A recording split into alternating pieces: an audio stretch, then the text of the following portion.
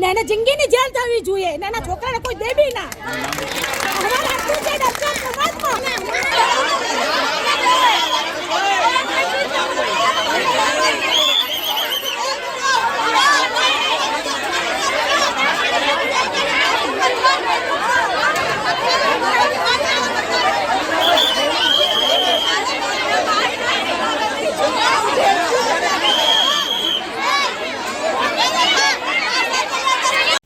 દાહોદના ડબંગર સમાજમાંથી 22 વર્ષીય પરિણીતાને સાસરિયા પક્ષ દ્વારા મારી નાખવાના આક્ષેપો સાથે પિયર પક્ષ દ્વારા હોબાળો।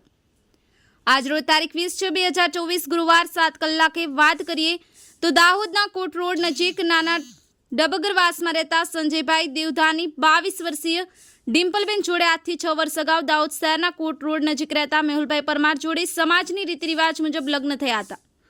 લગ્ન દરમિયાન એક પુત્રએ જન્મ આપ્યો હતો। ત્યારબાદ 1 મહિના અગાઉ પતિ પત્ની વચ્ચે કઈ વાતને લઈ ઝઘડો તકરાર થતાં પરિણીતાના પરિવારજનોએ ઘરે આવી સમાધાન કરી જતા રહ્યા હતા। ત્યારબાદ આજરોજ ડિમ્પલના પરિવારજનોને જાણ થઈ કે ડિમ્પલની તબિયત ખરાબ થઈ, તેથી તેને દાહોદના ઝાયડ્સ હોસ્પિટલ ખાતે ખસેડવામાં આવી છે। ત્યારે પરિવારના લોકો હોસ્પિટલ ખાતે દોડી જઈ ડિમ્પલબેનના શરીરે નાની મોટી ઈજાઓ જોવા મળતા ક્યાંક ને ક્યાંક પરિવારજનોમાં રોષ જોવા મળ્યો હતો। જોતજોતામાં મામલો ઉગ્ર થતાં પોલીસ બંદોબસ્ત વચ્ચે પોસ્ટમોર્ટમની પ્રક્રિયા હાથ ધરાઈ હતી। પોસ્ટમોર્ટમની પ્રક્રિયા બાદ ડિમ્પલબેનની લાશને પરિવારજનોને અંતિમ ક્રિયા માટે સોંપવામાં આવી હતી। જોકે પરિવાર અને સમાજમાં હોબાળાના આશંકાના પગલે મરણ જનાર પરિણીતાનું પોલીસ બંદોબસ્ત વચ્ચે અંતિમ ક્રિયા કરવામાં આવી હતી। જોકે આ દરમિયાન પિયર પક્ષ તેમજ આસપાસની તેમજ સમાજની અન્ય મહિલાઓના ટોળા દ્વારા યુવકના ઘરે હોબાળો કરતા એક તબક્કે પોલીસ બંદોબસ્ત ગોઠવી દેવામાં આવ્યો હતો। સંવાદદાતા પરમાર દિનેશભાઈ, દીવીર ન્યૂઝ, દાહોદ। નાના ડબગરવા 7મા નંબરનો વોર્ડમાં આ ડબગરવામાં એને આજ તો અમે છોકરી ગરીબની છોકરી અમે અહીંયા આ ઘરે પરણ્યા છે, ગામમાં સાસરીને ગામમાં પિયર હોય, પણ આ છોરીને 3 વાગ્યાના સમયમાં કંઈક મારી નાખી છે।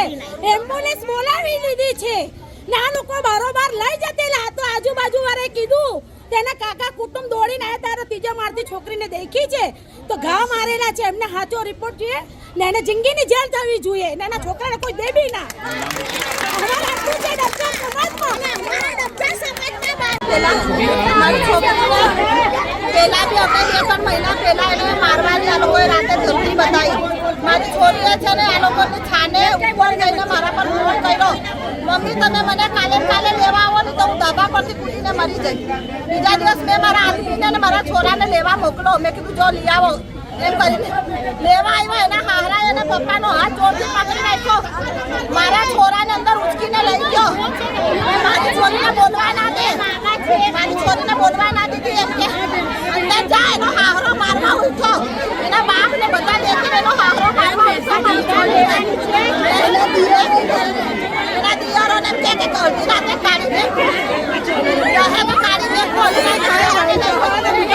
છોરાઓ પણ મારા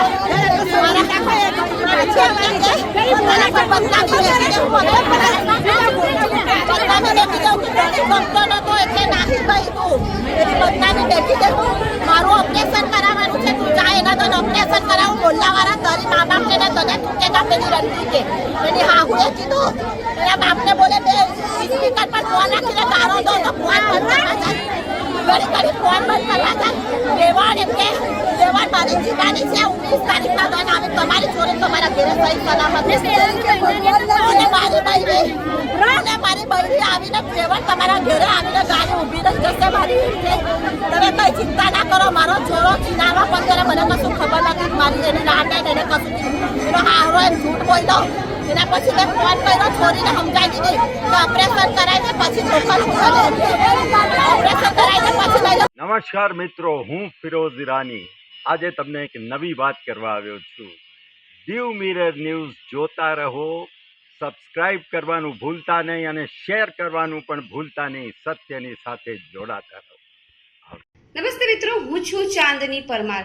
આપની મનપસંદ ચેનલ એટલે કે દીવ મિરર ન્યૂઝ ચેનલને લાઈક કરો, શેર કરો અને ફોલો કરો, અને હા, તેમાં દરરોજ તાજા સમાચાર જોવાનું ભૂલશો નહીં। દીવ મિરર ન્યૂઝ દરરોજ લાઈવ અપડેટ, ગુજરાત રાજ્ય, દેશ દુનિયાના તમામ બ્રેકિંગ સમાચારો નિહાળો દીવ મિરર ન્યૂઝ ચેનલ પર।